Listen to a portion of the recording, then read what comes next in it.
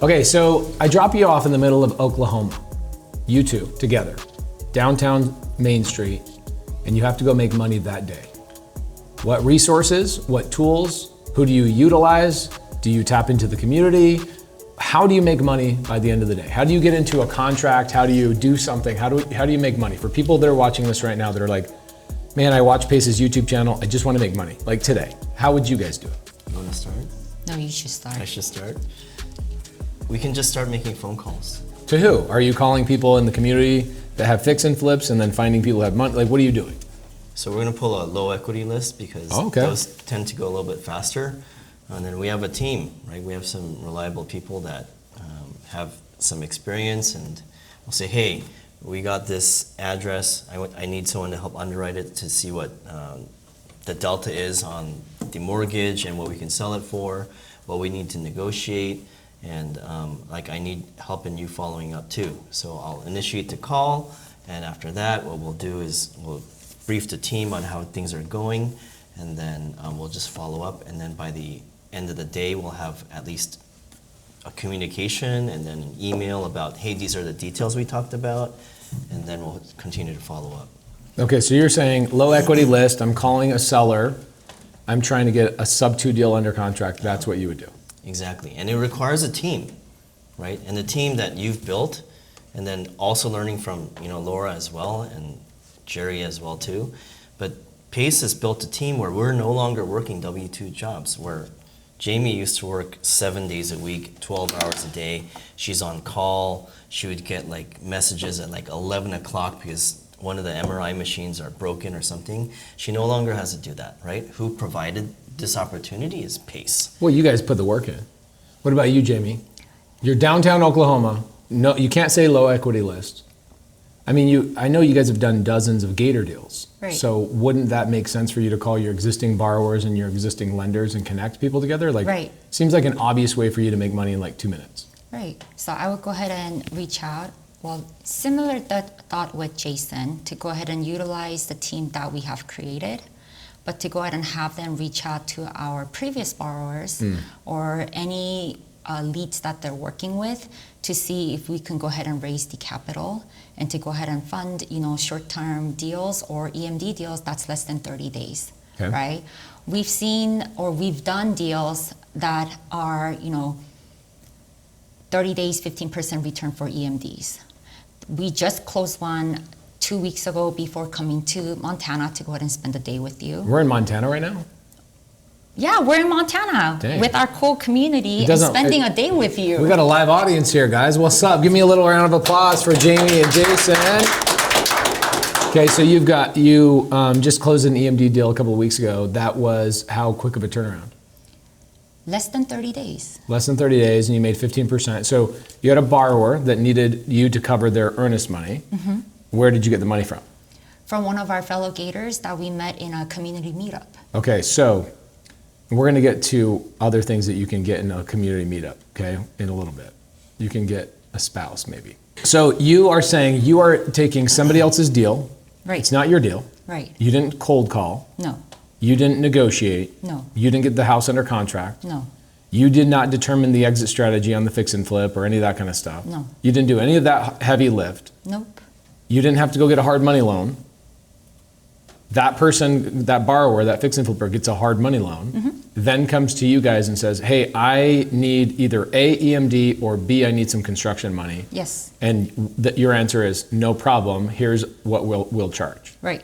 You then turn around and go, you act as if you don't have any money. You then go to a fellow Gator who maybe has a line of credit, right? Something that they get inside of Gator. And then you turn around, bring that money to the transaction, and you're charging a connector's fee, or are you JVing with the other person that has money? Right, correct. Which one? Connector's fee. Okay, connector's fee. But something that we've learned within the community is, I've joined back in November 2022, before we released the training on the PML 3.0, which was released about a month or two ago. And what I've seen happen within the community is a lot of people take the role or the responsibility of connector really lightly, and they would just like to go ahead and introduce people and take a fee up front. And if the deal goes south or there's a problem with the deal, they're just like, I don't know, I just connected you guys. Yeah, and that's it, right? And for us, that is not, we don't believe in connecting people in that sense and in that way. So what we do is when we negotiate the return for our gators that we bring to the deal, we like to go ahead and get paid at the end of the deal. So instead of, let's say... Now you're doing that as, one, to show them that you're in it to win it. Yes. Two, to say, look, I get paid when you guys get paid. Right. And three, you want to stay in the middle of the deal just in case something needs to be managed or taken care of, right? So we at least want to go ahead and make them feel safe because they're not like 100% investing in the deal because of us, right? But they have sense of comfort that we will be there if the borrower does not respond or if they feel scared, that we're holding their hands till the end. Okay, so you get somebody else's deal, you get somebody else's money, you put these two together. Where are you typically finding these people? Within the community? Within the community, yes. Isn't that crazy? That is crazy. It's crazy that like most of your deals and probably all of the money that you have access to just comes inside of the community. Right. It's ridiculous if you really think about it. Like even Eric has done 20 deals. Every Subto deal, every Gator deal he's ever done has come from somebody in the community, and the money he's used and made money with has come from somebody in the community. Right. Isn't that crazy? It's crazy. It's mind-blowing because, and it all has to do with the mentality and the mindset, right? Because what you're truly looking for, and I hop on a lot of calls with the new Gators who joined the community to just go ahead and make sure that they're getting settled in, and have somebody to go ahead and talk to, because I've learned the power of community and networking and joint venturing with other Gators, right? So what I tell newbie is, do not try to do this by yourself, right? And don't be greedy. Whatever you need, whatever you're looking for, or whatever you need is within the community. Please go ahead and reach out and ask, because somebody has the answer for you, or somebody can go ahead and provide the resources that you're looking for. Resources meaning borrower or the lender who has the money. Anything. I found from, like if I need, it's not even about Gator deals, it has to do with like my personal life as well. If I don't have a ride, right? I've come to a point where people offer to pick me up from the airport if I need a ride, right? If I needed somebody to go ahead and fix my pool, I've got a pool fixer. If I need an appraiser, there's an appraiser. If I need something in my personal life, I find it within the community. Plus, I find my lenders, my borrowers, my second home family. Like, it's amazing, right? And this may be a bit off of topic, but I personally didn't feel the need or saw the importance of joining a community.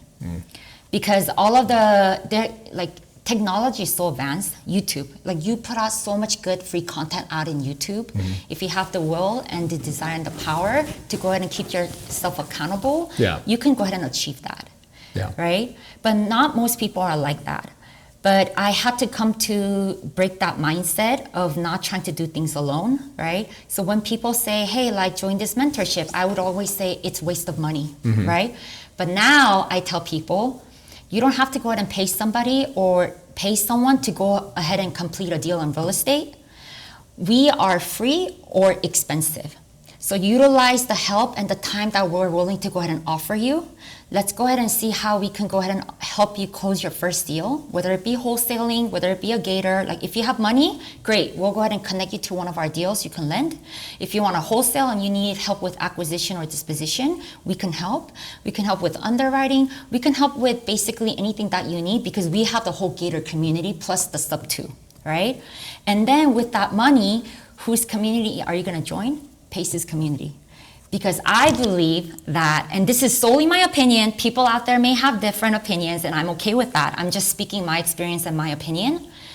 The only community that I find value out there in this world is Pace's community. And it's your community. I think every single penny that goes into it is truly worth it because I've come across many different mentors on social media and on different platforms, and I met them in person and spent some time with them, and nobody is as genuine as you are, and nobody is as caring and nurtures their community as you do, and you are, oh sorry, I'm getting all emotional. Yeah, but seriously. I didn't pay her to say any of this, guys. I'm just letting you know. Pace didn't pay me. It's just, it sounds like it's a big promotion, honestly. Like, I think when somebody hears a testimonial of somebody in the community, it's so like over the top that they're like, that's it. That's an actor. That's an actor. She's obviously not an actor. And, sorry, my heart is like pounding genuine, right now. And, I can only just speak for my experience. Pace did not pay me to go ahead and say this, right? And when I first joined, I didn't know what I was signing up for, right? And what's really, can I tell you the hardest part about doing this? So I had this vision. I got screwed over on a deal. I'm sure you've heard the story, the Denver deal story. Do you know the story? So I get screwed over on a deal. I still end up getting the deal because the seller kept his word with me. But I went on Bigger Pockets. I went on Bigger Pockets and I went to a forum. And at the time they were like, oh, just go to the Bigger Pockets community. And I'm like, okay, but I don't have anybody to go complain to and say that this guy stole from me or backstabbed me or took this lead from me. I'm like, this is not a community. This is a freaking forum. Right. And it's also a nasty forum. Like people will go in there and attack each other for hours and hours and hours. And so I'd just been taken advantage of on that deal. Lucky enough, I got the deal done and I was driving home, long drive home, and I came up with what would a community look like that I would want to build? And more importantly, I don't want to build it. I go, if it's going to be done right, it can't be about one person. All right, and as I was listening to you talk, I'm listening to how you have amplified the community in your own way. And so when people go, it's Pace's community, I'm like, I don't have a community. I'm part of a community that we all are lucky enough to build.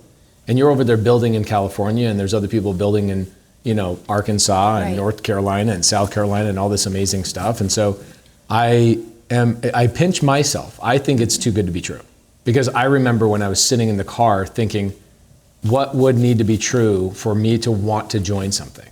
And I came up with it and I said, in order for me to want to join something myself and become student number one, I have to be able to bring in 100 leaders, which then bring in another 100 leaders, which bring in another 100 leaders.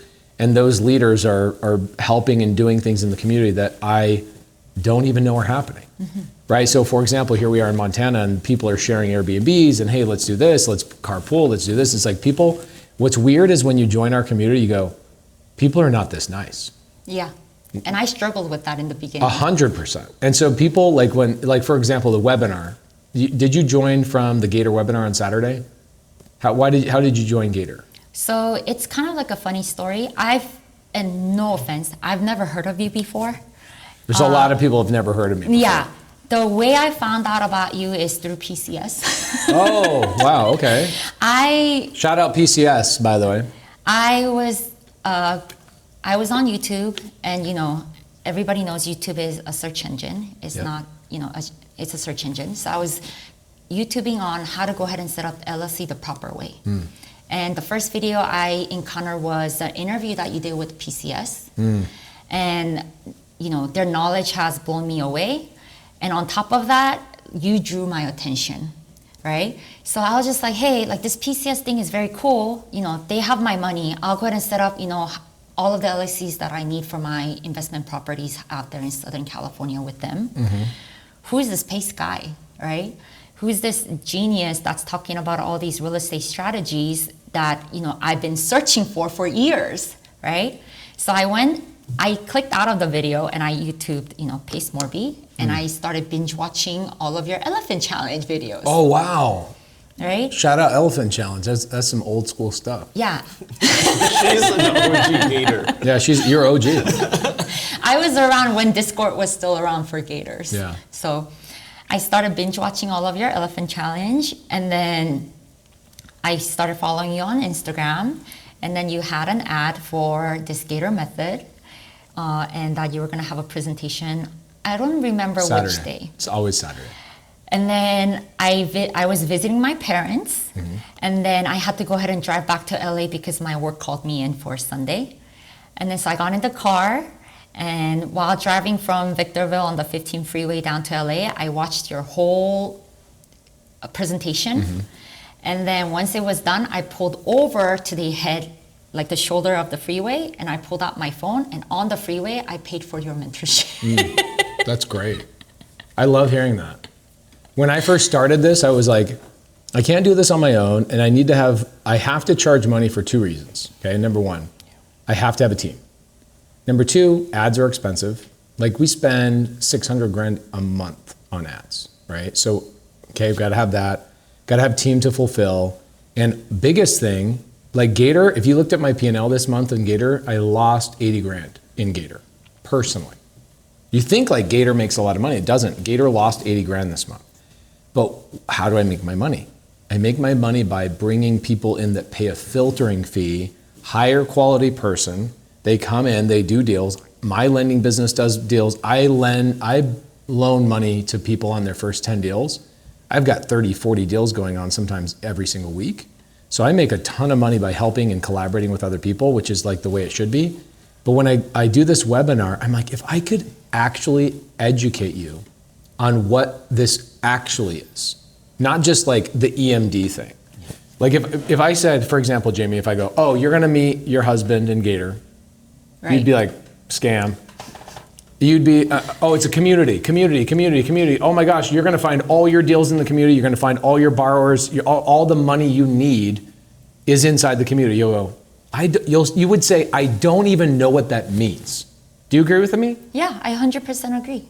And then you come into the community and you're like, oh my gosh, this is so much more than I was educated on the webinar. However, you take action and you help people and you show up and you do all sorts of cool things. What I loved is you said, which is very much our community, which is also a mindset thing that you had to go back to like your core self, right? Which is we are here to help each other get our first deals.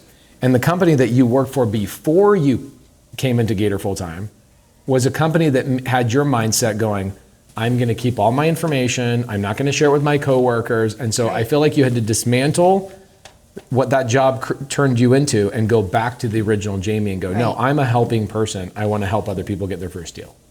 And that, I think that ties into what I wanted to say when I was climbing up my second rock, because we went rock climbing today with the whole group, which was amazing and fantastic. She did say, I think I'm gonna die a couple of times. And I think that's what I wanted to go ahead and tell Eric when Eric asked me how does rock climbing tie into real estate, is I had to go through a lot of, excuse my language, undoing all of the f***ed up shit that has happened to me in my previous career, to go ahead and prepare myself for the blueprint, which completely works, that you have provided for such a, it's like penny on a dollar, to be honest. I think you can be charging more. Can I tell you why? Can I tell you why I charge such little on Gator? Yeah. Subto, the Subto community has way more resources and way more Zooms and fulfillment. But Gator, I also was like, do you know how many enrollment team members I have for Subto? No. Enrollment meaning like somebody gets on the phone and tells you like, here's all the benefits of Subto. You should be in here. Pace bought $100 million from people in real estate last year. He wants to do a deal with you. And even if you don't do a deal with Pace, there was $10 billion in transactions done last year. Those people that do that on the phone for Subto, I have 42 of them. Wow. Okay. I did not want to build out a whole entire thing. And I said, you know what would be great? Honestly, one of the biggest visions I had when I thought about the community, I was like, what are the 3 things that people need? What are the 4 things people need? I was like, they need deals, they need money, they need help with paperwork. Like that's what I needed when I first started. So Subto is like where deals are made and created, and that's the main thing that people are learning and doing in there, and like building massive wealth by holding real estate and all that kind of stuff. Then in Gator, it's like, if I could bring people in at a price that I don't need a salesperson, and I can make it so effing affordable. I can cover the cost of ads, I can cover the cost of customer support, I can cover those things, but bring so many Gators in here to spread so much more money to the collective community. I was like, this will amplify not only Gator, but it'll amplify Subto at like the greatest level. And we launched Gator, man, you probably know when we launched Gator better than I do. It wasn't 3 years ago. It was March of 2022. Okay, so you were like OG. Yeah. You are when I actually launched it. So what I did is I launched March 2022, and I did not actually, I put it on pause for 9 months. I did not let anybody go in because I was like, I'm gonna fulfill, I'm gonna bring in money, I'm gonna get people lines of credit, I'm gonna build this thing out, prove it, and then I'm gonna relaunch it. You came in like right when I relaunched it. Okay, cool. So you were like actually one of the first people actually joined, okay? So I kept it at that price because I'm like, I want to bring, if I bring people in, and even if I lose money on Gator, at least I'm amplifying the liquidity that's inside the community. And that's really what it's been. And I didn't know 100% it was gonna work out. I was like, let's just roll the dice and see what happens. And Gator really is a great place for people to start because like look at, if you're somebody that's like, I don't wanna own real estate right now, I don't wanna cold call. I know you guys are also leveraging techniques in Subto and stuff too.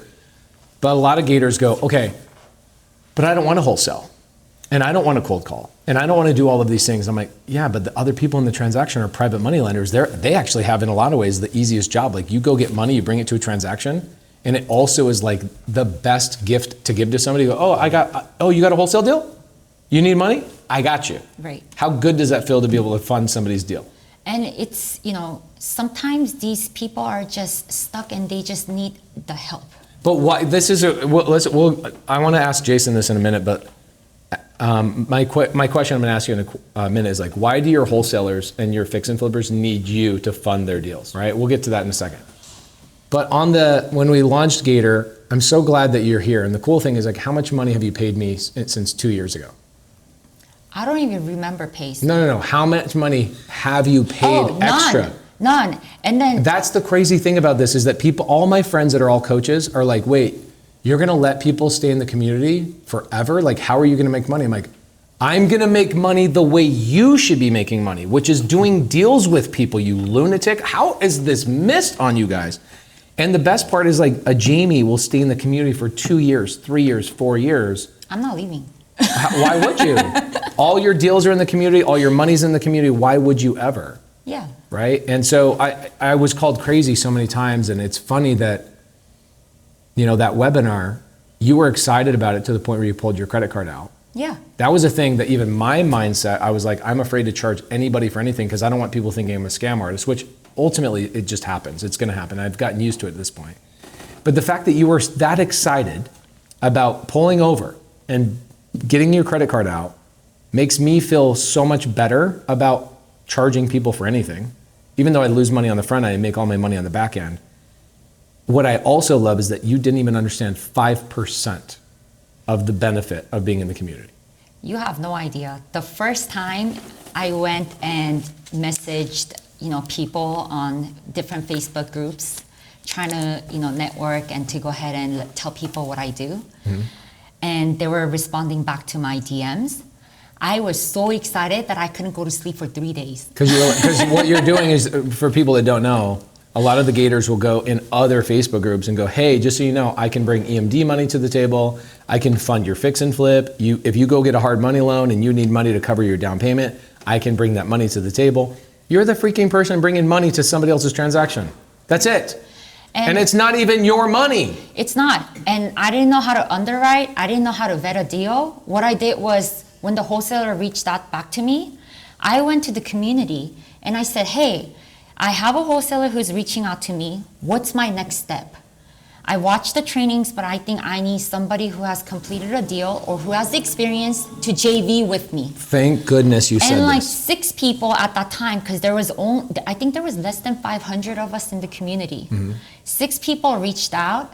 They helped me underwrite. They hopped on a call with the borrower with me. Mm-hmm. Somebody brought the funds. It ended up falling out of escrow because the end buyer wasn't actually an end buyer and was a different wholesaler.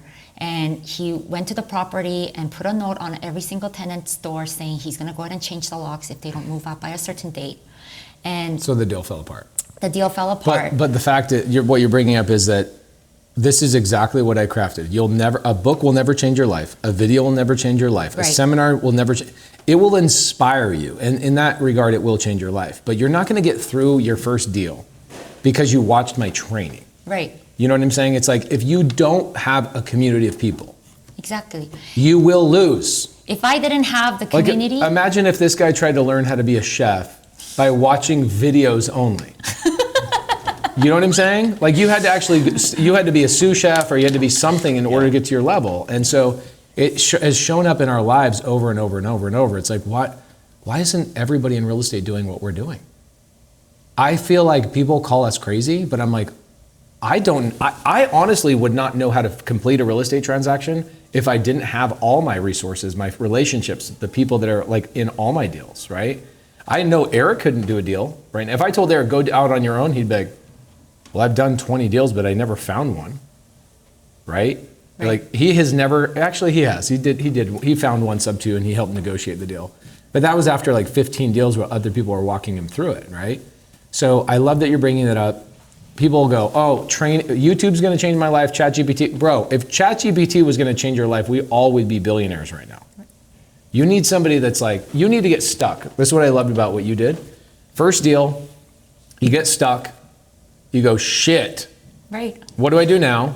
6 people from the community that were more experienced than you were like, let's get this deal done. They all jumped in, collaborated on the one deal. By the way, you know what's freaking great about real estate? Is that so many people can make money on the same transaction.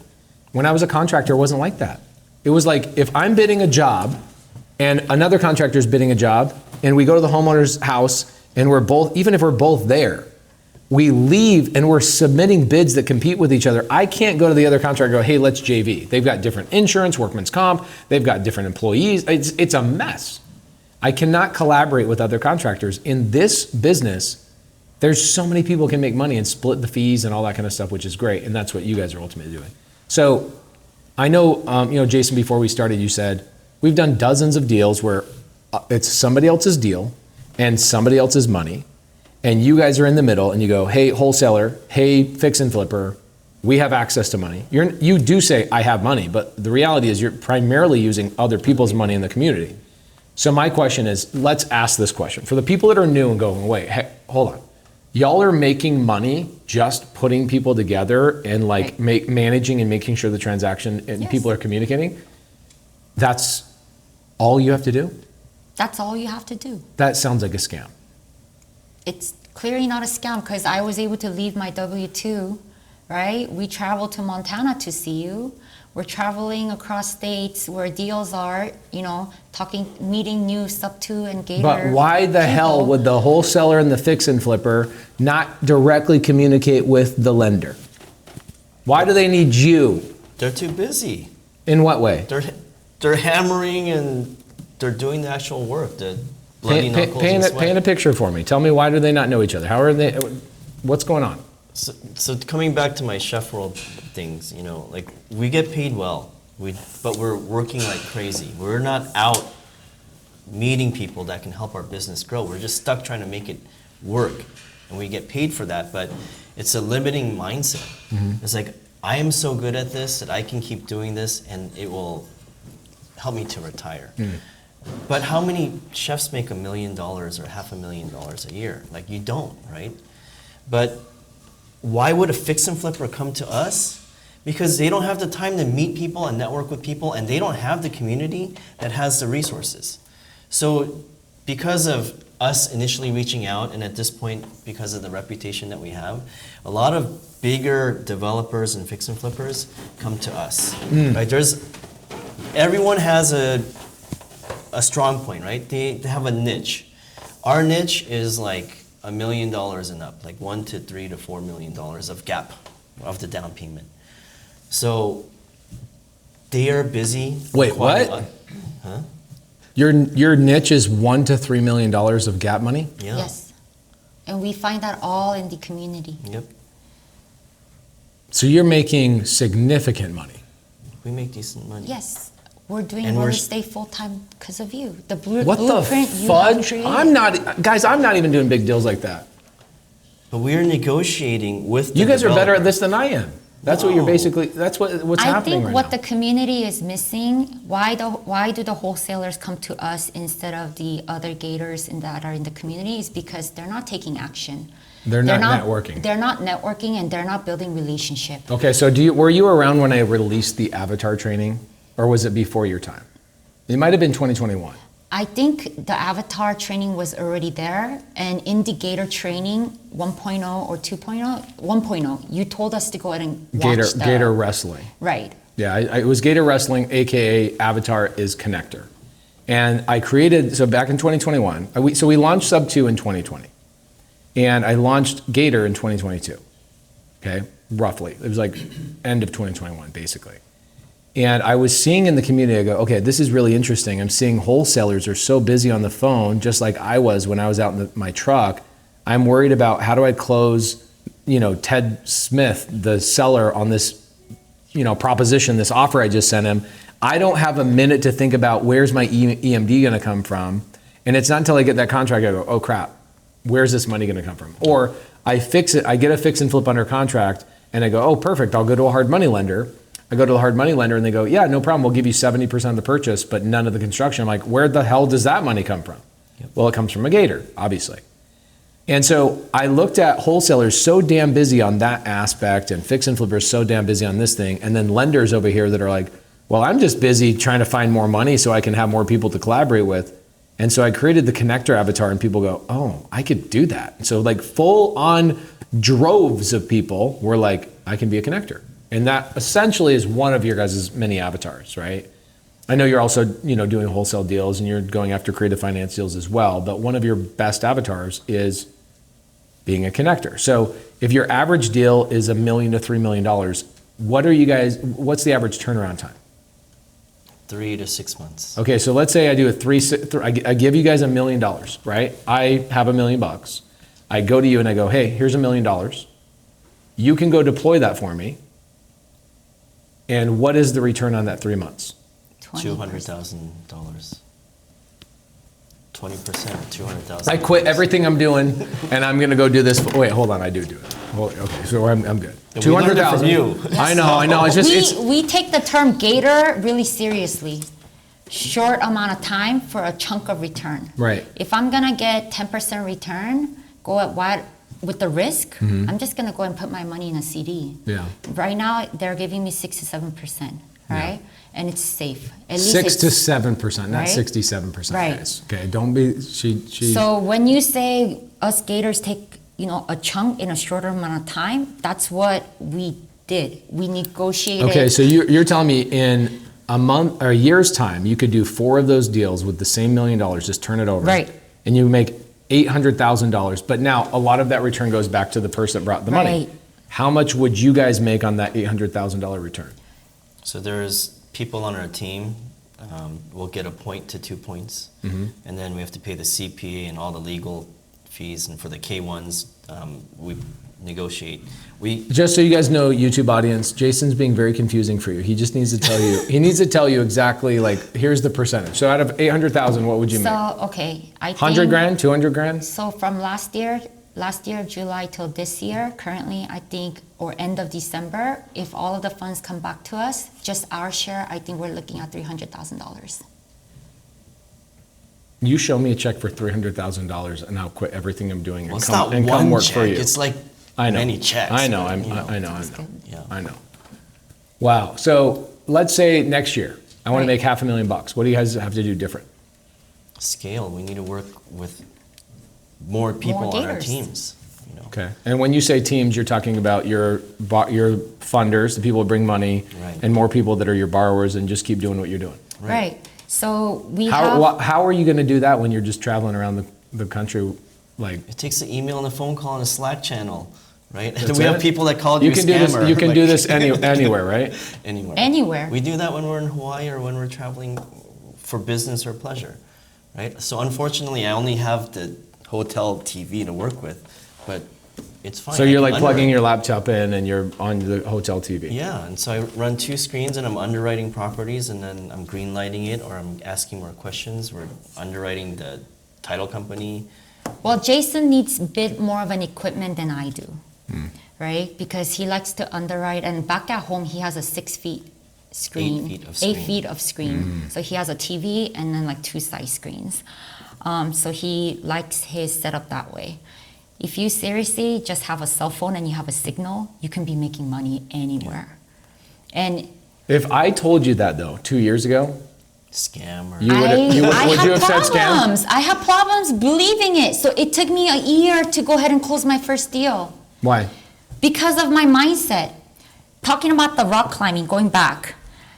The first rock climb, I just did the first rock out of, adrenaline, right? And I didn't know what I was doing, so I just kind of like did it, right? And then people my teammates at the bottom were cheering on for me, giving me directions which way to go, because I couldn't see the whole picture, right? So I had to go ahead and listen to them. And then I made it to the top and I screamed yay and I came back down, right? Yeah. The second rock that I climbed was a bit more challenging than the first rock. But then now I have the idea or the confidence that I finished the first one so I can do the second one, right? So I started climbing up, and then halfway through I started panicking because I realized the only thing that's holding me secure is the rope and the person, my teammate, who's holding me, right, very tight so I don't fall off. I have not thought about that, but thank you for ruining rock climbing for me. No, right? And then so I started panicking because I don't know what to do, and I felt like giving up.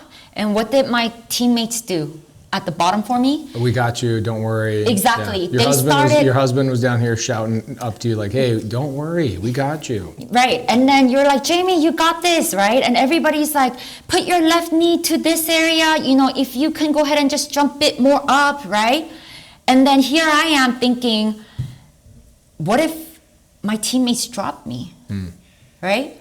What if they don't have the strength to go and carry? What if I can't finish this, right? Same thing with real estate. What if I can't finish this, right? But you have to go ahead and believe in your team. At that point, I have no choice but to go ahead and believe in my team because that's all I have, right? So I listened and I climbed up and I was able to hit it and I cried for a bit. Eric took some pictures from above and then I came back down. Will you make sure you put some B-roll in here for crying? You guys need to see it. She was crying like a little baby, yeah. All things to my teammates, they've got me. Yeah. And if I didn't go ahead and trust in my team and my community, I wouldn't have been able to go ahead and finish that rock climbing. What's interesting about this is like everything I've done in real estate was because of somebody else. In 7 years, it took you a year to get over your mindset. It took me 7. And sadly, I didn't get over it myself. Somebody else came to me. And this is when I put the vision of the community together. I go, nobody's going to do this on their own. And the people that can do this on their own don't want to collaborate with other people anyway. So I don't want them in this community anyway. Maybe I'd like for them to come in if they're like, I can do this on my own, but I also want to collaborate with other people so we can make money together. Cool, awesome. But when I put that together, I go, I couldn't get a deal on my own for 7 years. Let's build something that gets people past that freaking hump because other people are there. So think about this, you're climbing the rock wall. If nobody was there, and you ran into a challenge, would you have given up? Yeah. I was halfway there, and at that stuck point where I was, I think that was the hardest part, but I couldn't see that because all I'm staring at is a rock, right? And my teammates were, encouraged me from the bottom, stating that's the hardest part. If you overcome that hurdle, everything from up there is very easy, Jamie. Yeah. Push on. Right? Sorry, I'm getting a bit emotional. And, I said, tension, I need some break. And I said, okay, let's listen to my teammates because I may not see where I'm going, right? But they see, because they've done it before I did it, right? So they can give me feedbacks. So let's hear what they have to say and let's go ahead and push forward, right? And I said, I'm ready. And they were right. Once I got over that hurdle, that area, I was like only a couple feet away from reaching the top. Yeah. Right? And then when I did, I got very excited and emotional. I started crying. But yeah, if your leg was shaking, it was great.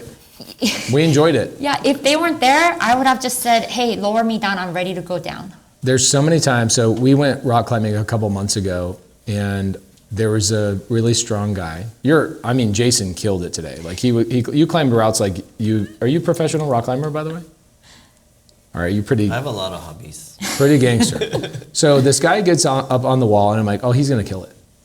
And he kept saying, I'm getting down, I'm getting down. I go, no, you're not. You are not getting down until you go up there. I know you can do it.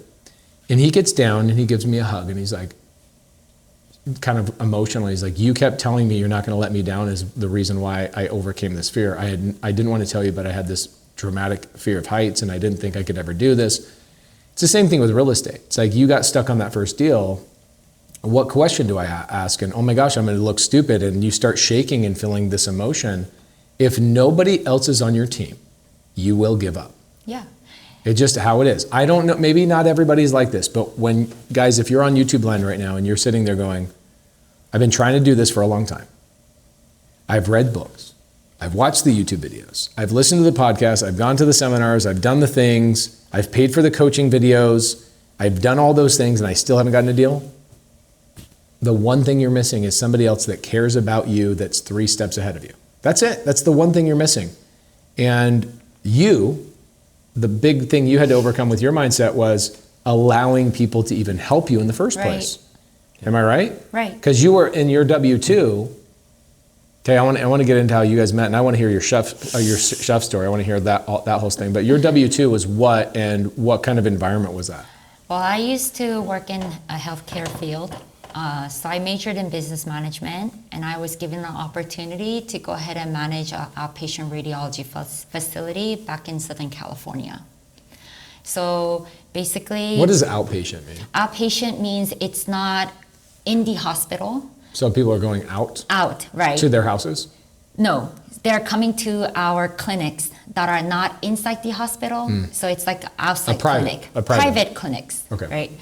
So, you know, I was basically the person who was in charge to go ahead and oversee the whole facility with the yearly budgets, with the HR, with the admin, with the state inspections, with the, you know, accreditations of making sure that our tech's licenses are, you know, up to date, right?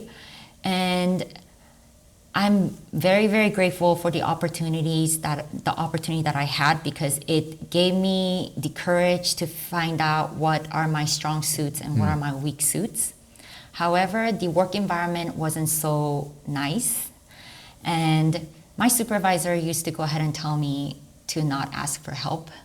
It's kind of like school when we grew up, huh? Right. It's like, don't cheat off your this, da, da, da, da, da. It was like a special project that they would let us have a teammate in school, but for the most part, it was like, learn on your own, don't cheat off other people. Yep. Meanwhile, as an adult, we cheat off each other all the time. It's like all collaboration. Right. And you had to fight through all that stuff. So she would ingrain in you, do not ask for help and don't help other people because they'll steal from you. Right. And on top of that, we're too busy to go ahead and take care of the problem or to help others. Basically, her attitude is very similar to, I think, most W-2 worlds, which is be resourceful and independent and don't bother me because I want to do my job. Right.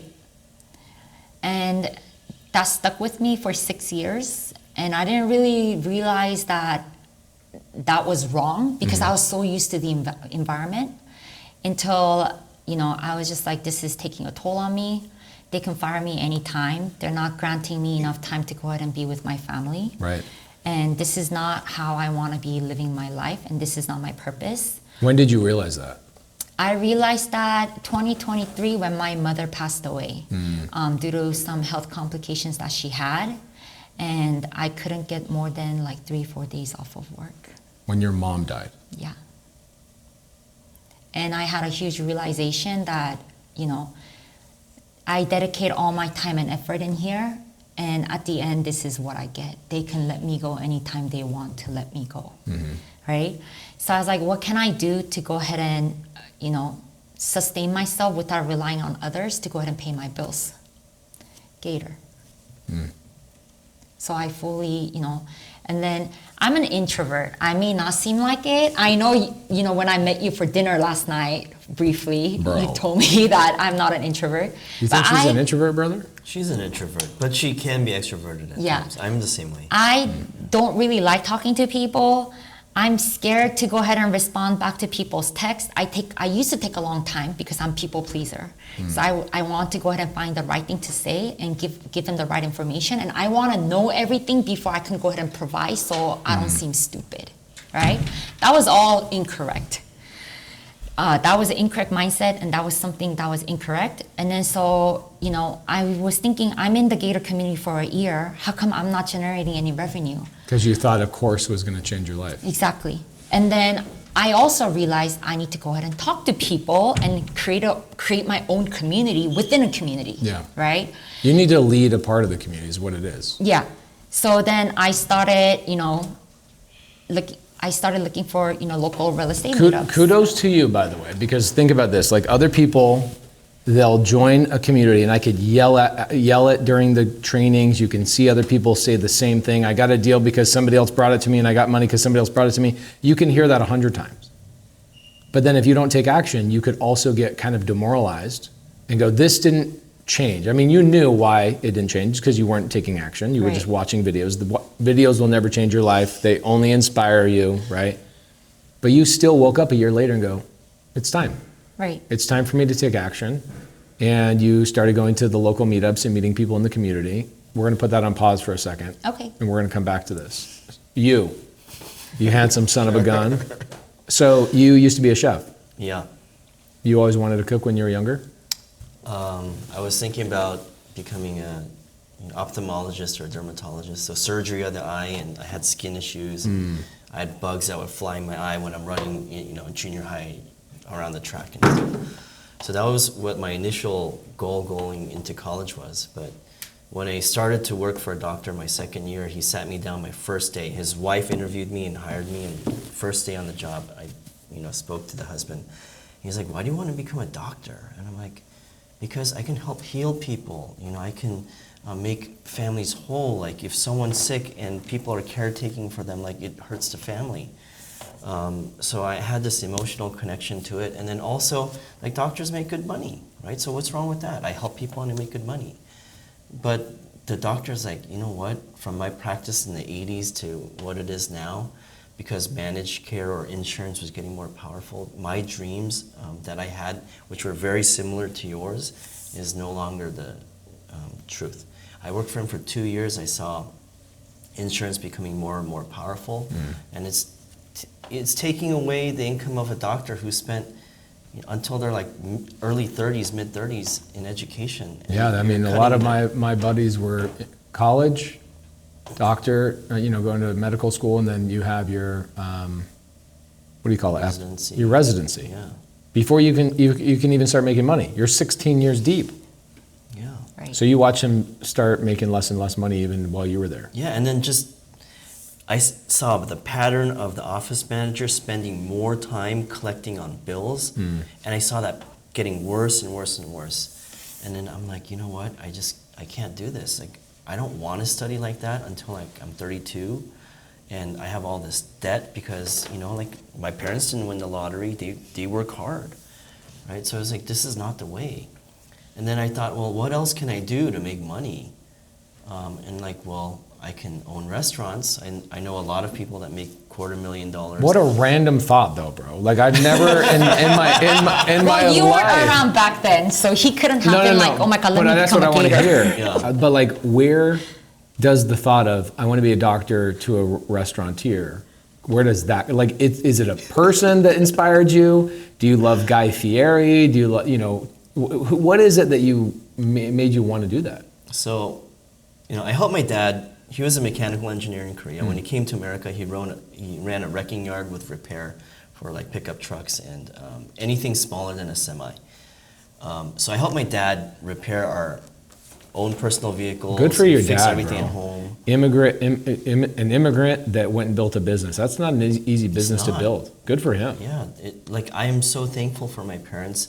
They can't speak the language, and they're like doing whatever they can to provide for each other and us. Mm-hmm. Right? So I would help my dad do all the repairs in the house and cars and whatnot. My mother and grandmother, they're like making meals from scratch every single meal, right? So I love spending time with my dad, but I also love spending time with my mom and my grandma. So I would help them cook too. Or just, at first it was just like slicing the radishes on the mandolin or whatever. And then like, oh, can you bring this? Oh, keep pouring. Okay, stop. It was like that, right? But I'm learning from my mother and my grandma. And then later on, I'm eating like tuna sandwiches, watching like PBS, that's where they had the cooking channels. So I'm watching these things, and I'm helping my grandma and my mom. So I loved cooking as well. By the time I was in 11th grade, I can chop with my fingers, not getting chopped off and my eyes closed. And my mom would freak out, don't do that. But I'm like, it's cool. I'm in high school. Like, it is pretty, I couldn't do that. I could impress girls. Oh, I never thought about that far. But You should have tried it. But later, it is impressive, I guess, to most people. So that's why I'm like, okay, well, I can cook. So you already had a passion for it. Yeah, I loved food. And did you know? Cooking. Did you know other people in your ecosphere, your family environment, or whatever, that owned restaurants and made money? No, but we ate at a lot of restaurants, right? And so I could see that. Okay, well, I can see their house. I can see that what vehicles they drive. I can see their kids are in like private school or whatnot. I can see how they're dressed. I'm like, they're probably making like a healthy 6 figures. Right. So I'm like, what's wrong with that? I want to make a healthy 6 figures. So, you know, when I was in college, when I decided not to pursue medicine because, I didn't study that much either. That's, I want to make that clear too. Well, let's go into the restaurant business. So I took culinary classes while I was at UCLA. They used to have a program, and I went through that. And right out of college, I opened up a small breakfast and lunch place, and we did that. I sold that for like 6 figures of profit in 18 months. And then I went to a sushi school too after that, so Japanese cooking. I spent a little bit of time in Japan where I got to volunteer. This is after you worked for the doctor? Mm-hmm. Yeah, after I finished college. And yeah, I'm like, okay, like I think I really want to do this. And I got an SBA loan. I started, like driving for dollars. I was driving for restaurant locations. Really? Yeah, and I just. What city? So I opened up in Valencia. Okay. So which is like northern part of Los Angeles.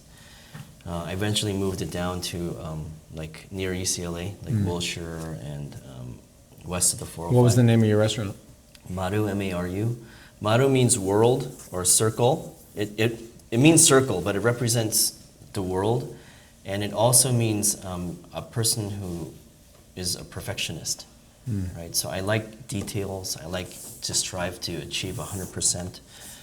Is this why you need 8 feet of screen? Well, it's because it makes underwriting faster because I don't have to open up and close tabs. I just open up everything, and then I data download, and then it processes in my brain, and I start just.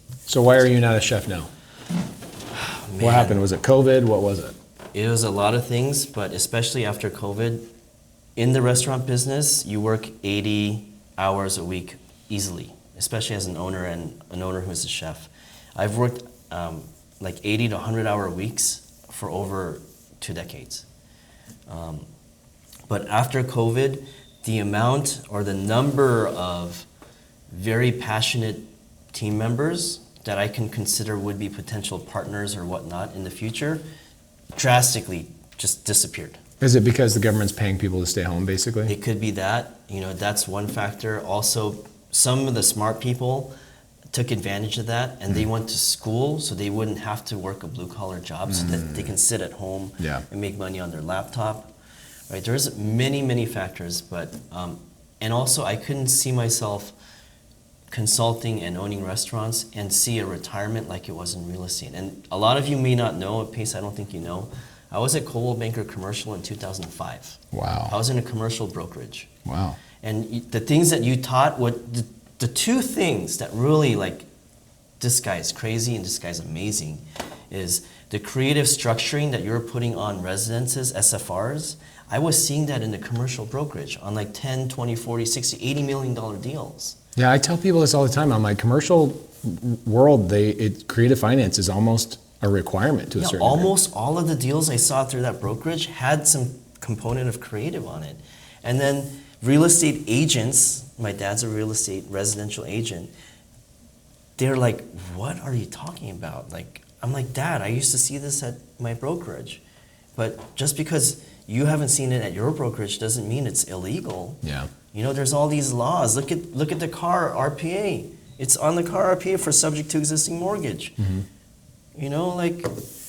So it's a matter of given the tools and then people enlightening like what we have in our brain that's existing, showing us that this is possible, and then having someone donate their time. Or you can JV and you can split profits. That will hold your hand and walk you through. Like in the beginning, I got stuck on a deal too. And then Mark Chang asked, Mark is great, he knows everyone. And if he doesn't know, Mitch and Richard know too, and Oscar. And Mitch and Richard are literally OGs. Yeah. Seriously. So Mitch Oh my gosh. Love those boys so much. I launched Subto May, June of 2020, right after COVID, right when you're going through what you're going through, right? And I go, man, I miss people. And we just launched the community, so I go, you know what we're gonna do? I'm gonna go on a 6-month road trip.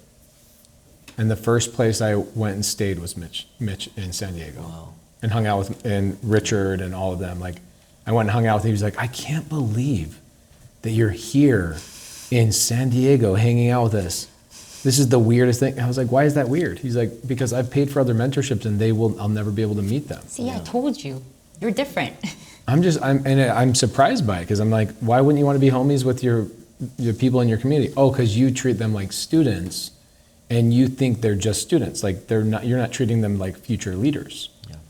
And that's so cool. I love that you got stuck on your deal and somebody else helped you through it. Yeah, Mark asked a favor of Mitch. Mitch, I have a friend. He needs your help, right? And then Mitch has spent so many hours just helping me, And like, these are the people that you have as leaders. And so when people go like, I'm stuck, I'm like, yeah, you're stuck, but there's people that can help you.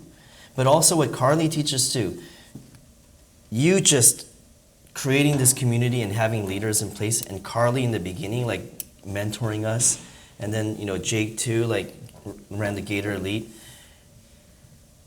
We learned so much from the people that you mentored and provided for us, and it is our duty as people who have, been able to retire our W-2s.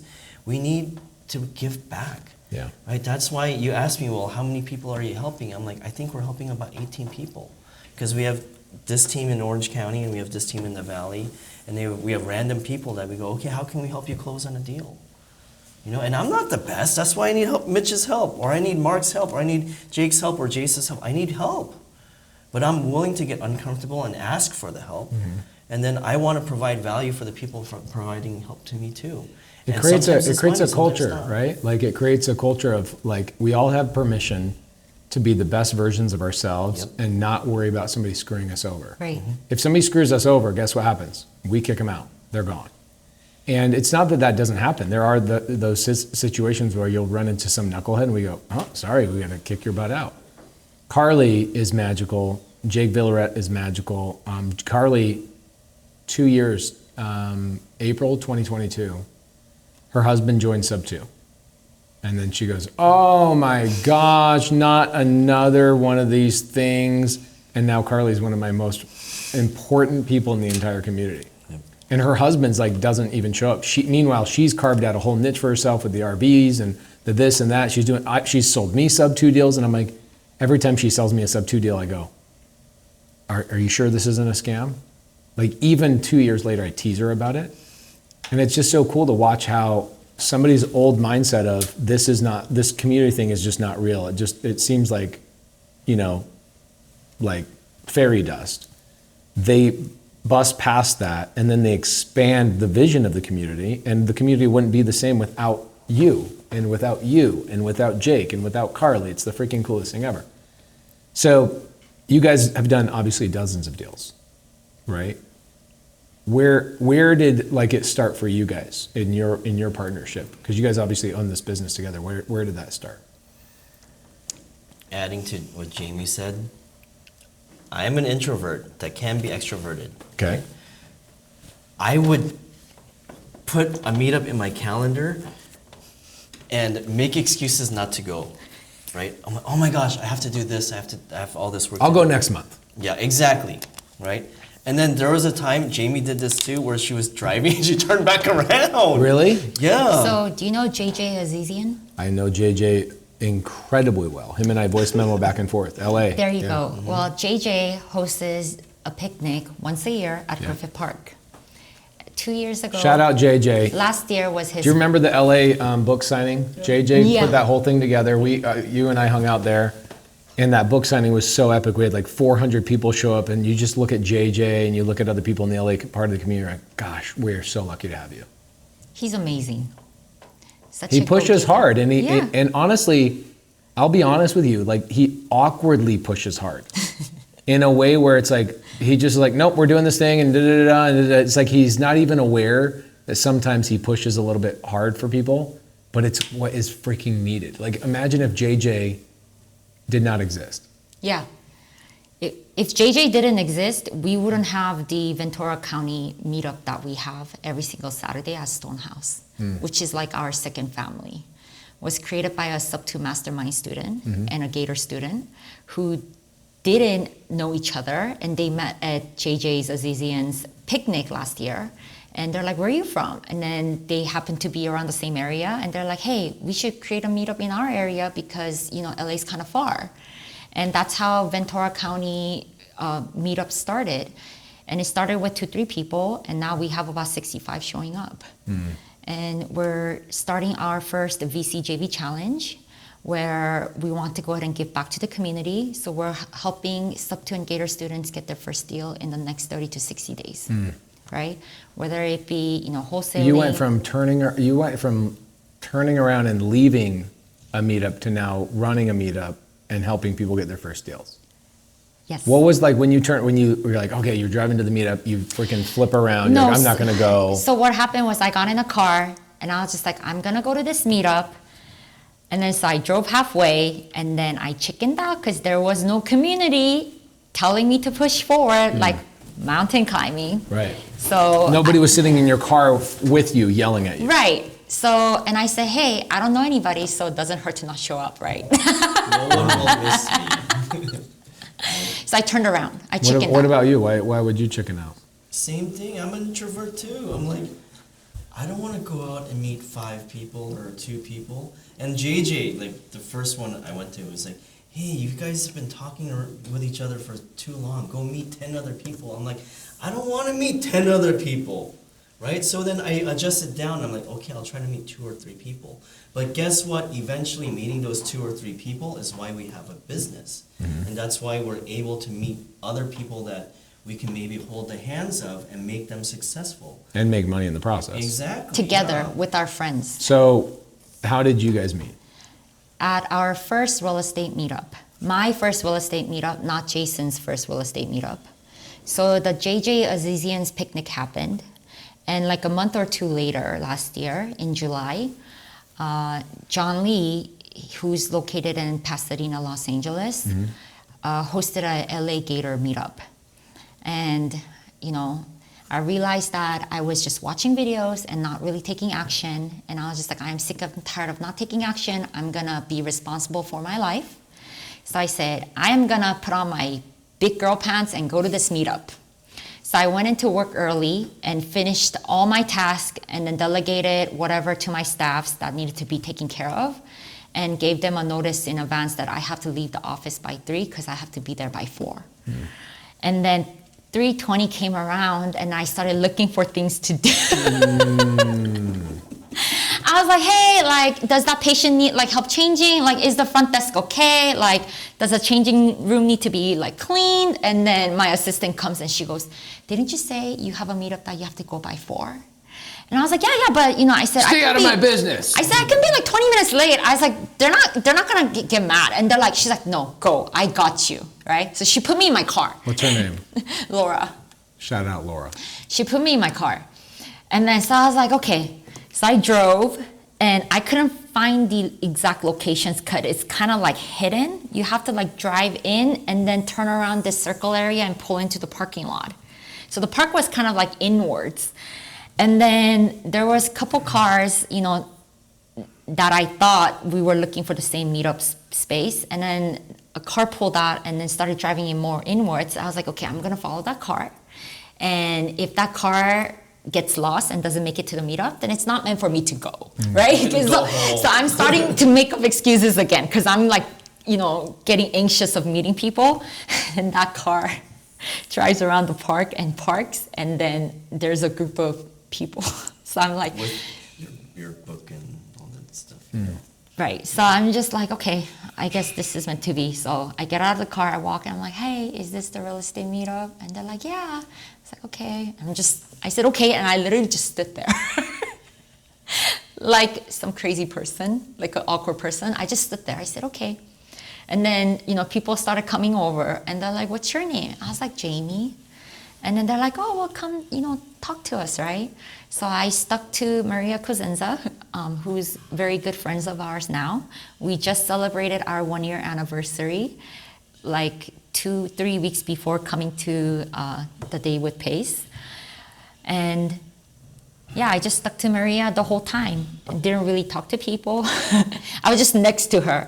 And then Jason walks in a bit late and Maria goes, hey, go talk to Jason. He's nice, right? And I look over to Jason and he has a very strong resting bitch face. Excuse my language. 100% he does. Yeah. And I was like, no, he looks very intimidating. I am okay where I am now, next to you. And then she's like, okay. And then the whole meetup kind of like happens and I'm just listening to people talk, right? And then that day, you were releasing some kind of training. I think it was the Gator 2.0, the hard money lending. Mm-hmm. You were releasing that video. So all of us who were in that meetup went to Jason's friend's restaurant down the street and we watched that Zoom together. Wow. Like 10 different screens and a speaker. We all brought our laptops, like speakers, and then we took over the whole restaurant and then we sat there and we hopped on Zooms together. Wow. So we watched the whole Zoom and then we ate dinner together and then John was just like, okay, it's like 9:30-ish, so everybody, we need to wrap up, right? So I'm like, okay, but I went to the meetup with one intention. If I ended up going to that meetup, I'm gonna go ahead and find somebody who can help me underwrite my property that I have back at home to see if it's the right time to sell or if I should hold on to it, right? And I wanted to see how much the value would be or what I can do with it. But then since I was being a weird introvert and was just stuck to Maria, I didn't get to talk to anybody. But Maria sat here, I sat here, and Jason sat here during dinner. And people kept on coming up to Jason and talking to him about properties. And Jason's like, yeah, what do you need help with? I can help you underwrite, right? I was like, okay. So Jason gets up after John announces that, the meetup is over. And he's like, okay, I'm tired, I'm gonna go home. So he starts packing his bag, right? And then my heart's beating because I didn't get the help that I needed. So he turns around and he starts walking. And then I go over and I'm like, hi. And then he turns around and I'm like, can I ask you a question? And he's like, yeah. And I'm like, well, it doesn't have anything to do with what we're doing now, but it's kind of like a personal question. He's like, yeah, let me know what it is that I can help you with. So I explained him the situation. And then he's like, you know what, let's grab a table. So we sat and talked for like a good 25 minutes. Wow, bro. He said, text me your address. I'll get home tonight and I'll start underwriting, which he did. Because by the time I got home that night, he texted me saying, check your email, and he underwrote my property fully and sent me an Excel spreadsheet with all of the breakdowns and what his opinion is of the current market. And then I said, thank you, and I thought that was it, right? 2 weeks later, we met up for croissants, and then... Wait, just you two? Yeah, just us two. That's a date. So what happened was, he emailed me the underwriting spreadsheet. That's hot. I reviewed it. Were you looking at the email and going, dude, this guy's hot? No. I was like, oh my God, this guy is genius. This makes total sense, right? It helps me, evaluate where I currently stand and what my next exit strategy will be, right? Which was to keep the property and maybe do a long-term rental with it, right? Because the interest rate is 2.89%. So I just left it at that. And I said, thank you. And we just ended it. Next day, I go to work and I get off work and, I'm like, I'm going to go to the gym to work out to, de-stress myself from work. And I park my car, I'm walking to the gym and I get a text from Jason out of nowhere saying, you don't seem like a person who would be driving a minivan. And I'm just like... Are you driving a minivan? No, I wasn't. I wasn't driving a minivan. I was driving a sedan, right? And I was like, but then my first car that I ever had, which was my dad's old minivan, that was my first car, but I totaled it. So I no longer had it. And I had a couple cars after that. So I'm like, I asked this guy to underwrite, who's this creep doing a full background check on me, right? He's doing an underwrite on you. Yeah. And I was just like, where'd you get that information, right? And he literally takes a screenshot of his 8 feet screen, and there is my property, like a satellite view of my property with my dad's minivan on the lot, right? But Google doesn't really update their pictures every single like year. It's like once every 2 years or something. So it's a picture of my dad's old minivan. And I was like, oh, that's not my minivan. That's my dad's old minivan. We no longer have it. And we started talking to each other, right? Bro. And then 2 weeks... Like, you couldn't give this dating advice. Most people are like, how did you pick up your girlfriend, your wife? Oh, I said, hey, you're really cute. Can I take you on a date? Your line was, you don't seem like somebody that would drive a minivan. Yeah.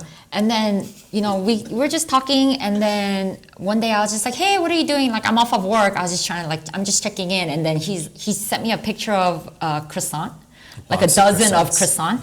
And as a joke, I said, where's mine? Sharing is caring. And then he said, well, I'm in San Francisco right now. When I get back in town, I'll go ahead and buy you some next week, right?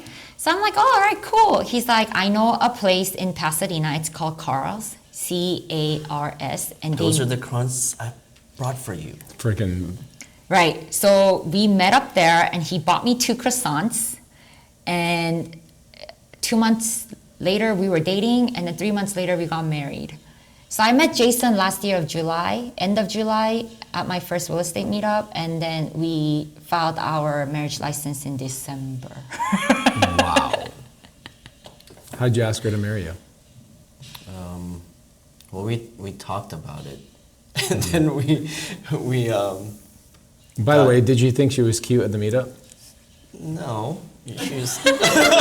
Wow. You weren't like crushing on her. No, not at all. And then she's acting all weird, She's like hiding behind people, and then I can see her looking at me from behind people. The ultimate creep. She's kind of weird, right? So socially a little bit awkward. So you can really tell she's introvert with that. But I think what really connected is she's being humble, but the medical facility that she was running, out of the whole portfolio of imaging centers, I think there's 52, she would do number 1 or number 2 in profits, like consistently. And she's running the ship. And then her immediate supervisor did not want to come to that location, and she didn't need to because it was running well. And then she wouldn't get enough budget to hire more staff, so she would be covering, that's why she worked 7 days a week. And then I think that's where we connected, because I've led teams of my own restaurants, or when I'm consulting for other people, I've led teams, and the frustration she had running her facility, me running restaurants, we connected that way. And just, people, just do your job. If you're sick, just text us the night before. That's all we ask. Just those basic things, and we connected on that. Right. So he was the living proof that the Gator works, because he left the restaurant world and was making a living off of catering, right? And then when I saw that, I was like, this is it. I can leave my W-2 and to go ahead and provide for my family.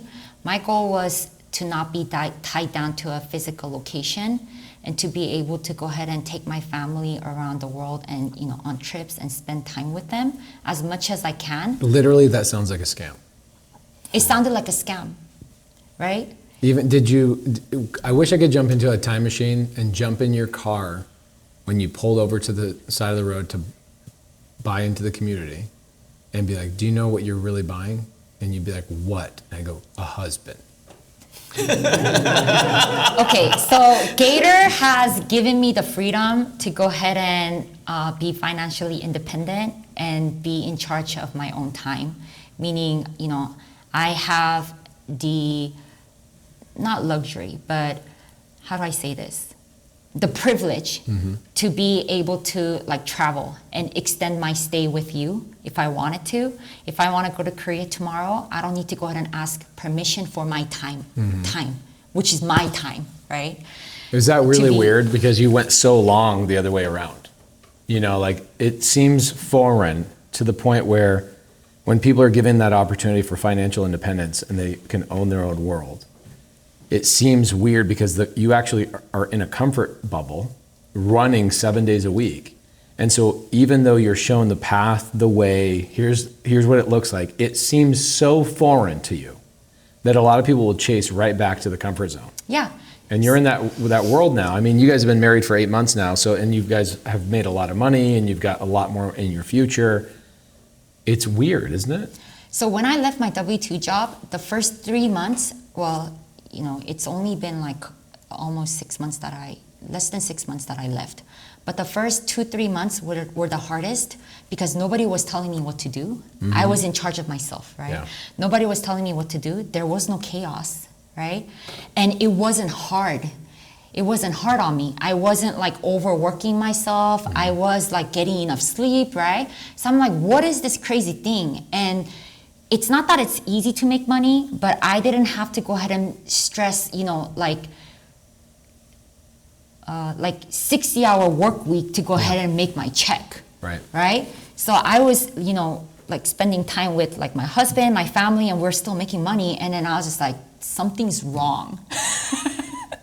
I gotta go get a job, Jason.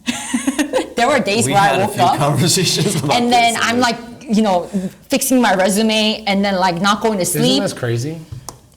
And I'm so glad you're telling me this. Yeah, and then Jason would be in bed and he'll come out, he's like, what are you doing? And I'm like scrolling on Indeed. I'm like, I'm looking for jobs. I can't do this. Like I have to go back to a location and I have to go ahead and talk to people. Like I have to go ahead and stress myself out and work myself out to death, or else it doesn't feel like I'm working hard enough for my money. Yeah. Right? And then he's like, you're crazy. You know, it's interesting. So for me and my wife have gone through a lot of moments of like fighting. Similar conversation here, which is like when I was a contractor for 10 years, my wife saw how hard I worked and how people would not pay me when I did my job. I'd have people steal from me. I had my accountant. She was so smart. She would find, so I had a guy named Jesus that worked for me, got paid every Friday. He was an independent contractor, so he was 1099. His checks were different every single week, right? He was an electrician, so he'd do different jobs for us, whatever. She went and finds another guy with his exact first name and his exact last name off Craigslist. And she starts sending this guy checks and then meeting him at a check cashing place and getting half the money. Wow. And she starts embezzling money from me. Genius. I didn't catch it for a long time. And the check cashing place called me. It was Valentine's Day. I was driving to Vegas with my wife. And oh my gosh, we have to turn around. We have to go, solve this thing. And that's a daily occurrence when you're a business owner. You're dealing with crap like that all the time. Like you feel like you have no control. You're working 12, 14-hour days a lot of times, 16-hour days a lot of time. And so when I transitioned into real estate full time, and it was so fun and lighthearted, and I was making friends with people, and then I got to a point where I was going on appointments for other people. That's how I made my name. Just helping people. And they called it the PACE method in Arizona. Like, oh yeah, just call PACE, he'll solve your problem, right? That was the PACE method. And it got to a point where we got into fights because my wife was like, well, you used to work so hard. And I'm like, I'm making literally 5 times more money and I'm having fun. And you don't think I'm working because I'm not slaving away. Right. Yeah. And it's this old mindset. She goes, oh my gosh, you are, but we would fight about it for months until finally one day, another woman says to her at a meetup, I took my wife to a meetup, and another woman at the meetup says, you're so lucky. Your husband must come home super happy. He fulfills and he helps other people make all this money. At the meetup, my husband just comes home and complains about his job all day long. And my wife says, wow, my husband used to complain about his job too, and he doesn't anymore. I'm now the one complaining. And it changed her mindset. And then all of a sudden she's just like, I'm so glad you found something. But my life, my whole world was surrounded around work equals grinding and hating your job all the time. Even I was convinced that for those 3 or 4 years, you should go back to running your construction company, even though I made good money as a contractor, but as a real estate investor, I'm making 5 times more money. Upgraded our house, upgraded our cars, upgraded our travel, upgraded everything. And my wife still was like, you're not working. Isn't that freaking messed up? Yeah. How messed up your brain is, my brain, all of our freaking brains are. I imagine the transition for you was almost impossible. Where you're like, you got crew that are bailing out at you last minute. You're filling in for 3 people that bailed out. You've got clients upset. The fish you ordered doesn't show up or whatever the heck it happens. And you're just like, I'll figure it out. You're reacting to problems all day long. Rather than now, 6 months ago when you were making that transition to full time, you have to transition from reacting to creating. And that is very hard.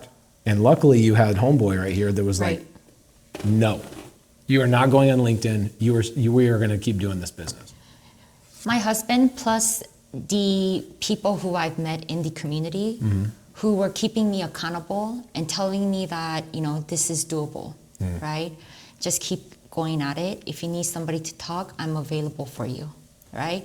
And it was that emotional support that got me through. It was the community that got me through my emotional support, my emotional disaster that I was having because I wasn't slaving away myself. Right. So I felt like I had no value, right? But it hit me one day because I had a saying that I used to say at work. I used to tell patients not to come back. And not because I was mad at them or I didn't want them at my facility, because if they were to be coming back to my facility, it meant that they were sick. Because they need to go ahead and get some kind of scan done to make sure that there's no cancer, there's no lump, there's nothing wrong with their body, right? That's why they're coming to our facilities. And I used to tell them, don't come back. And because I want to go ahead and see you healthy outside. I want to go ahead and have coffee and meals with you outside and spend time with you outside, not at my facility doing some kind of scan on you, right? And giving you the horrible results. Right? So for me, more than the money or the financial, dependence, it was giving the help, right? Yeah. That's what fulfilled my heart and that's what kept me going. And he taught me that you can do the same thing in real estate. Yeah. Right? And you guys are doing a great job of that. Helping 18 people plus. Yeah. You guys will help hundreds and hundreds of people. Because Colleen Lowe, who called you a scammer for a year. Well, to be sure, what's funny is ironically, Carly Grenman and Colleen Lowe both saw me at Clever Summit 2022. And Colleen says, he's a scammer, but he's a really nice scammer. Yeah, that's her line. I was like, I'll take it. I'll take it. Right. For Jason, it's all about, I like to help the seller first and then the rest. Right? Doesn't matter if I'm making the money or not. I'm going to go ahead and help the seller first and everything just comes afterwards. How freaking awesome is that? And, not to go ahead and brag, but is it okay if I talk about Emanuel's deal real quick? Yeah. So, one of this fellow member that we met in the Gator community in our Saturday meetup, his name is Emanuel Gomez. And as his first, is it wholesale deal? Yeah, well, no, he's going to keep it forever. As his first, investment property, he got a 19-unit under contract, and it took him 6 months. 6 months of consistency and persistence of following up and calling and becoming the almost seller's personal therapist, that he was able to go ahead and get this property under contract, right? But more than the money that he'll be making on it, what I cried when I was sharing this story back at home with my other fellow Gator members is his heart to go ahead and help the seller, right? Because she was in so much debt. There's a first, second, third lender on it, and they're all private money lenders. The first and second lien are the same person. It's a doctor. And the third person is so-called seller's friend. And they went into loaning her money intentionally wanting her to not be able to pay back. So they could steal the property. Yeah, for a discounted price, right? She was so much in debt that she couldn't go back to the Philippines to her husband. And her daughter was in Texas, pregnant, almost ready to give birth, and she couldn't make it because she had no money to travel. And she was scared that she was gonna lose this property, and it was her hard-earned life-saving, right? And she had no 3 jobs to go ahead and 30 years. 30 years, right? And Emanuel consistently followed up, asked her, what is it that you need, right? How can I go ahead and help you? And he got it under contract like a month ago. Wow. Right? And Jason helped. And when it came to, negotiating the price or whatever, there wasn't enough cash flow because we are so much upside down. But Jason and Emanuel, they decided to go ahead and somehow give, her name is Miss Gemma, at least $20,000. Wow. So she can go ahead and go back home and visit her family and take care of her family back in Philippines and visit her daughter. And she would essentially, the long play is for her to go ahead and become an equity partner.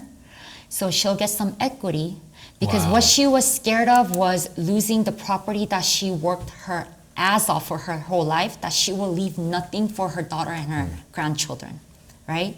So Emanuel promised Miss Gemma that she will become an equity partner. Not so much, but at least something to a point where as long as she pays her LLC and her LLC is in good standing, she can go ahead and pass it on to her daughter and the grandchildren, that they'll have mailbox money. Yeah. Right? That's awesome. Yeah. And, that's so fulfilling, right? That's so fulfilling. And making money is like a cherry on top of it, So, yeah. It's all about helping the sellers, helping others, and I can do exact same thing in real estate. Doesn't have to be tied down to a physical location with patience. Yeah.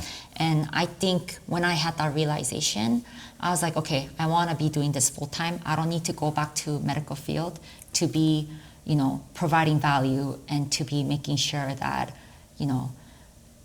I'm giving help to the patients, right? I'm just giving help in real estate to the sellers who are distressed, to fix and flippers who need money, to wholesalers to go ahead and scale their business. I'm helping them in a different way, and it's possible through real estate. It's crazy, like the bunny story that I tell over and over and over and over. It's not until you go through an Emanuel situation where, Jason comes in, you guys and your team, you help structure a deal that way, you go, whoa. Like, this lady had significant bunnies. In fact, she had a couple of bunnies chasing her down. Right? Her best friend was her bunny, right? It's not until you go through it that you go, wow, this is literally my life. I know something more than that person, and I can provide value to them, save their life, and they have this massive relief. They can go see their husband. You imagine not being able to see your husband because you're being persecuted by these freaking, loan sharks? Man, what an amazing feeling. My thought is, I think we should do a part 2 of this episode. I think what we should do is, what would be fun is, audiences getting to know you guys as individuals, and they should reach out to you guys. People in the Gator community, the Subto community should definitely be working with you. You're a good example of what this community is all about. But people out there in the audience right now also saying, hey, I have a deal I need funded, they should reach out to you. But I'd like to bring an episode 2 back, and here's what I want to do on episode 2. I want to talk about the charity that you guys are working on. I want to talk about some of the other amazing goals that you guys are doing. I know you have something you want to talk about called Cornerstone. Right. I think that'd be really, really cool to talk about that as well. But on top of that, for the people that are like, I don't care about any of the charity stuff and I don't care about that, because you have that on YouTube. They're like, I don't care about how good your life is. I care about how do I pay my bills next week. I'd love to do a part 2. I'm going to be coming back into LA in December this year. So that's just in a couple of months. And I come back into LA, we hang out for the day. And what I want at that point is I want you guys to document the deals that you've done, and let's put them on a sheet. Okay. And let's make it way more tactical for them in the very first 45 minutes, because now we know you. And then at the end, for the people who want to stick around, we want to go, this is why you need to make money so you can do these types of things. And let's talk about Cornerstone, and let's talk about your charity, and let's talk about all the things that are, causing your guys' hearts to bleed and giving you the passion that you guys have. Because you're helping so many people along the way. It's like, you ever wake up in the morning and just go, am I dreaming? Yeah, every day. Every day I tell Jason before we go to sleep, I am so thankful to be able to go ahead and do what we do together, right? Why are you crying? You got a hot wife, that's why. Yeah, no, he says on most of the Zooms that he hops on, there's 3 people who changed his life. Number 1 is you, and then number 2 is Carly, and then number 3 is Jake. Bro, the fact that you got to come do a day with Pace with Jake, when you found out Jake was in the group, where you're like, are you kidding me? Yeah, he's like, oh my gosh, I got to go ahead and spend time time with two of my mentors who changed my life. Wow, bro. Love you, bro. Appreciate you. Proud of you, man. You guys would never guess this guy's age. He's only 34 years old. It's crazy. Okay, next time we do this episode, in LA, in your backyard. What city are you guys in? We're in Hollywood by the what is that? The Man Chinese Theater. The Man Chinese Theater, walk of. We should do a Hall podcast of Fame. and then go get some solong tang. Let's get some bone broth soup. It doesn't have soy in it, so we'll be good. Right. It's beef. It's beef, baby. We'll do episode 2. We'll talk about your deals, a little bit more tactical on some of these specific deals. And what I'd love for you guys to do is put your deals together and go, this borrower needed this because of this. We brought this much money to the table from another Gator. We made this much money. We'll go through a handful of deals. Yeah. And then we'll talk, I'd love to talk, where is Cornerstone, by the way? Missouri. First location is Missouri. Wow. Let's talk more about that on episode 2. How can Sounds people good. get a hold of you guys? Well, I do help run your basic underwriting Zoom for you Gators. We're in the calendar. There's Darren, Zoe, and John Herr, one of your mastermind students. Love John Herr, love Zoe. Man, how cool is it that you get these brothers that you get to hang out with? Yeah, they're like, we hang out as friends, but we met because of the community you provided. And OCJV started because same thing as Ventura County JV. We all got together because we wanted to meet you. And then while we're in line talking, we're like, hey, I'm from Orange County, I'm from here. I'm like, why don't we just meet up down there, or why don't we meet up there? Right? So it's the community you created, and that's how we're all having fun and we're making money at the same time.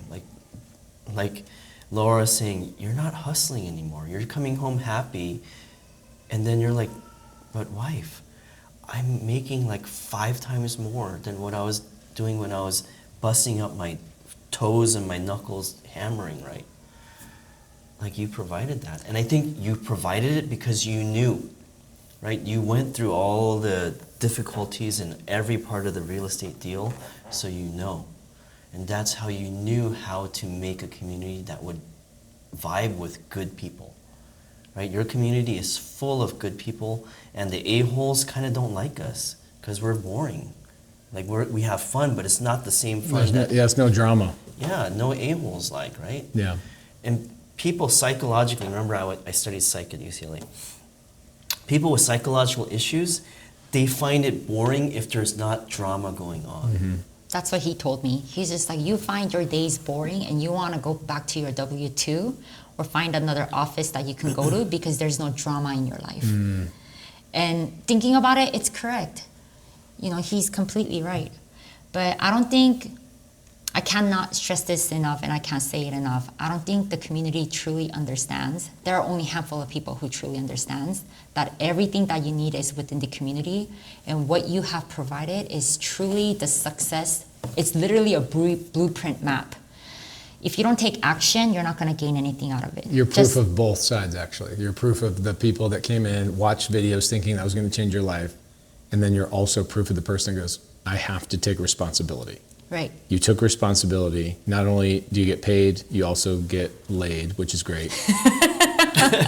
You get LAID. Yes. You also get to travel and do fun things because of this. Is there anywhere you now, first off, you feel unburdened, I'm sure, to a certain degree of like, wow, I can go anywhere? Right. Anywhere. Where do you guys want to go together? Like, what's a place you want to travel to? Colorado. We travel a lot to Hawaii. I would definitely like to go to Colorado. What other states?